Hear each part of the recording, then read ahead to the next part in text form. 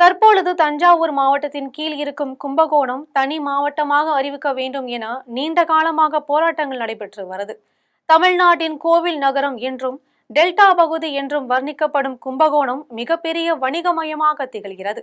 கடந்த அதிமுக ஆட்சியில் தென்காசி, மயிலாடுதுறை, ராணிப்பேட்டை உள்ளிட்ட பல புதிய மாவட்டங்கள் உருவாக்கப்பட்டது.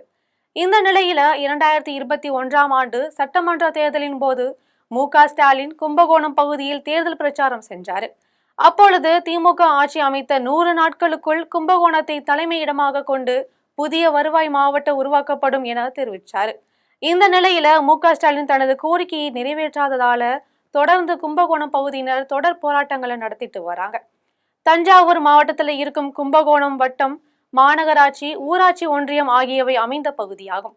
அதிக வருவாய் உள்ள இந்த பகுதியை புதிய மாவட்டமாக உருவாக்க வேண்டும் என சட்டசபையில் மானிய கோரிக்கை மீதான விவாதத்தின் போது திமுக எம்எல்ஏ அன்பழகன் கோரிக்கை விடுத்தார்.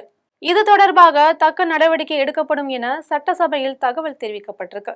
தற்பொழுது கும்பகோணம், பாபநாசம் மற்றும் திருவிடைமருதூர் வருவாய் கோட்டங்களை உள்ளடக்கி கும்பகோணம் புதிய மாவட்டமாக அறிவிக்கப்படுகிறது.